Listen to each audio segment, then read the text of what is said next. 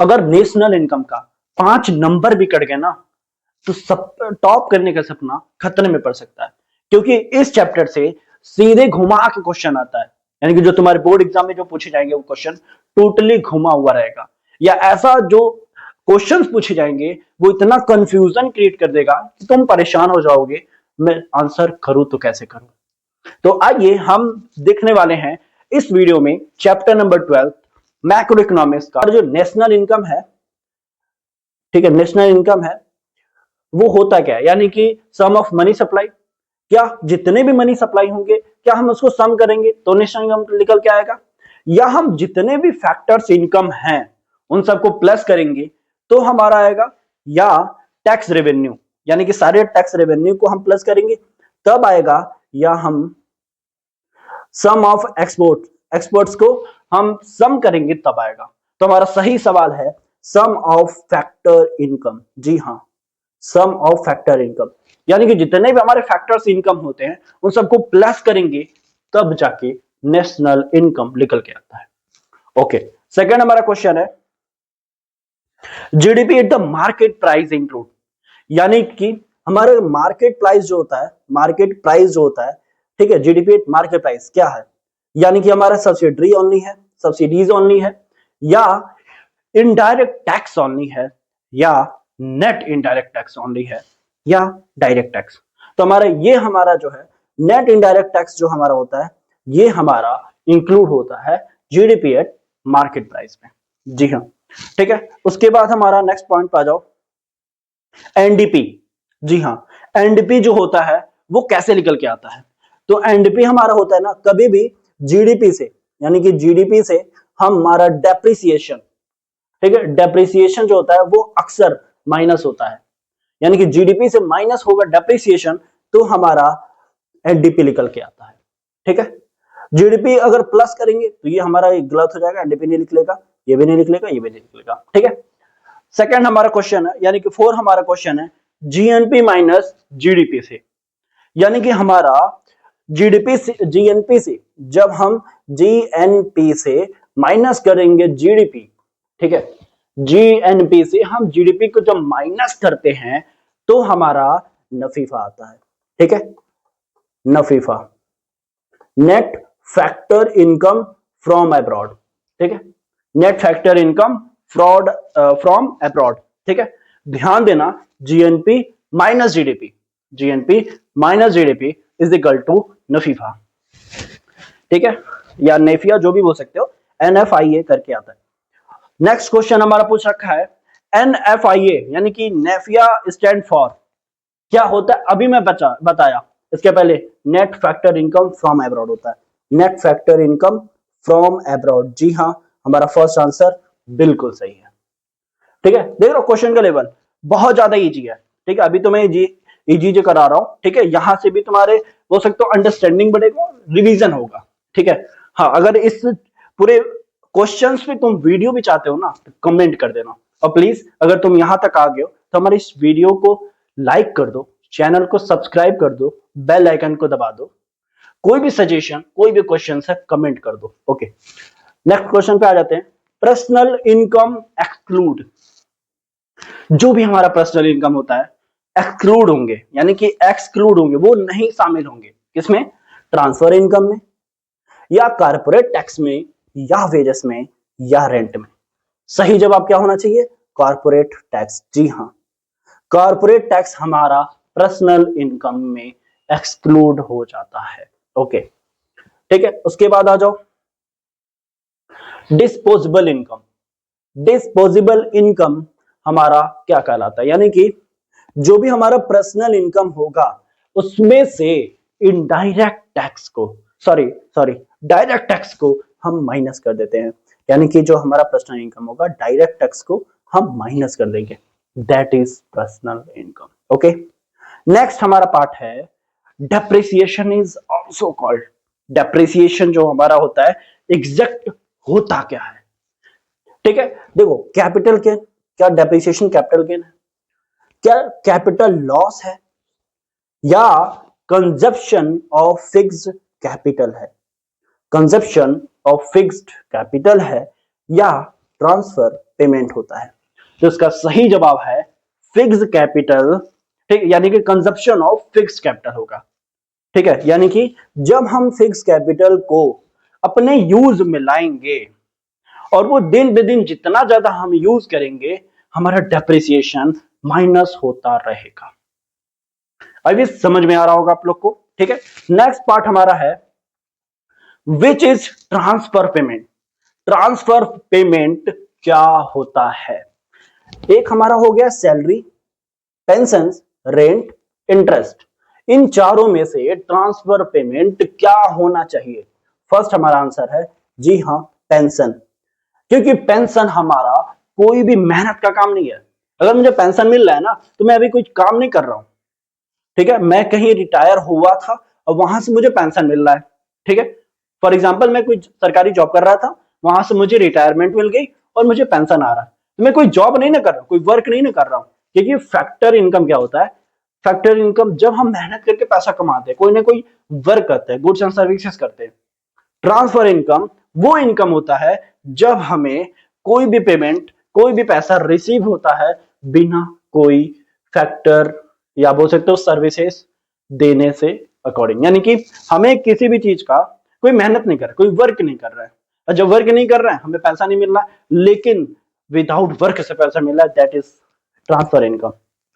Pension, scholarship हो गया, बहुत सारी चीजें होती हैं, कोई गिफ्ट वगैरह हो गया, तो ये सब पार्ट है। इनकम मेथड इंक्लूड, जी हाँ, इनकम मेथड में क्या क्या इंक्लूड होता है?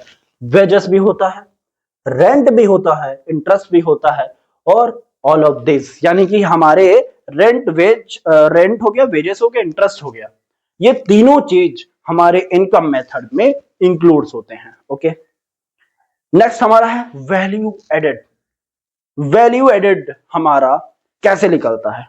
देखो, जितना भी आउटपुट होगा, जितना भी आउटपुट होगा, उससे तुम इंटरमीडिएट कंजप्शन को माइनस कर दोगे, हमारा वैल्यू एडेड आ जाएगा। ठीक है, फिर आ जाओ next, GDP at a factor cost. Boss, GDP हमारा है, यानी कि जीडीपी एफसी क्या है? यानी कि देखो, जीडीपी एफसी, ठीक है, ये आता कैसे है? तो कभी भी हम अगर हमें निकालना पड़े GDP MP minus minus NET, indirect tax. ठीक है, यानी कि जीडीपी एमपी में से माइनस करने के नेट इनडायरेक्ट टैक्स को हमारा जीडीपी एफसी निकल के आ जाएगा। यानी कि हमारा फर्स्ट आंसर है 1। ठीक है, 1 हमारा ये होगा, 1 ए। ठीक है, तो आशा करता हूं आप लोग को 12 क्वेश्चन मैंने करा दिया और क्वेश्चन अच्छा लग रहा होगा। Okay, double counting should be avoided, यानी कि डबल काउंटिंग जो होता है ना, कौन से केस में या कौन से मेथड में अवॉइड किया जाता है? आ जाओ, फर्स्ट हमारा इनकम मेथड में, सेकंड वैल्यू मेथड में, थर्ड हमारा एक्सपेंडिचर मेथड में, या किसी में भी नहीं। यानी कि हमारा आंसर क्या है? Value added method. यानी कि जो double counting should be avoided value added method में। डबल काउंटिंग जो होता है ना, वो अवॉइड करते हैं वैल्यू एडेड मेथड में। Okay okay, next, final goods. Final goods क्या होता है? It means use for resale, क्या वो रिसेल करने के लिए, ठीक है, या use for further production, use for final consumption, या रॉ मटेरियल। मैं बता दूं, हम फाइनल कंजप्शन करने के लिए यूज करते हैं फाइनल गुड्स को। ओके, आ जाओ 15 क्वेश्चंस। क्वेश्चन नंबर 15 बोल रहा है कि nominal GDP is a calculated, यानी कि जो नॉमिनल जीडीपी है ना, वो कैलकुलेटेड होता है base year as a price, constant price, current price, factor cost price या फैक्टर कॉस्ट। इट मींस, तो इसमें होता क्या है? देखो, बेस ईयर जो प्राइस हमारा होता है, यानी कि जीडीपी जो होता है ना, वो कैलकुलेट होता है। ठीक है, तो हमेशा ये करंट प्राइस को लेता है, हमेशा। यानी कि जीडीपी जो हमारा होता है, जो नॉमिनल जीडीपी होता है ना, हमेशा करंट प्राइस को ही वो लेता है। इट इज अकाउंटिंग पीरियड के अकॉर्डिंग ही ये सारी चीजें कैलकुलेट किया जाता है। ओके, आशा करता हूं आप लोगों को समझ में आ गया होगा। प्लीज यार इस वीडियो को समझ में आ रहा है, अगर हेल्प मिल रहा है ना, सब्सक्राइब कर देना, प्लीज सब्सक्राइब कर देना। रियल जीडीपी इज कैलकुलेटेड, यानी कि हमारा जो रियल जीडीपी है ना, कैलकुलेट करते हैं कैसे, करेंट प्राइस से, कांस्टेंट प्राइस से, मार्केट प्राइस से, सेलिंग प्राइस से, यानी कि जो रियल जीडीपी होता है वो कांस्टेंट प्राइस होता है। ठीक है, नेक्स्ट हमारा पार्ट है पर कैपिटा इनकम। अगर मैं बोलूं किसी बंदे का, या बोल सकते हो पर कैपिटा इनकम निकालो कैसे, ठीक है, तो जो भी, ठीक है, एनआई मतलब एनआई फिर पॉपुलेशन हो जाएगा, यानी कि नेशनल इनकम अपॉन पॉपुलेशन, ठीक है, जितने भी है वो तुम निकालोगे तो हमारा पर कैपिटा इनकम आ जाएगा। ठीक है, ओके।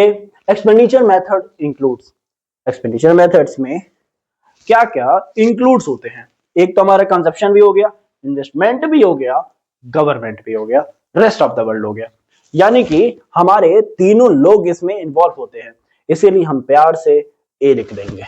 ठीक है, चलो नेक्स्ट 19 क्वेश्चन देखते हैं। Which is not a factor income, ये फैक्टर इनकम, इसमें से कौन सा पार्ट फैक्टर इनकम में नहीं आता है?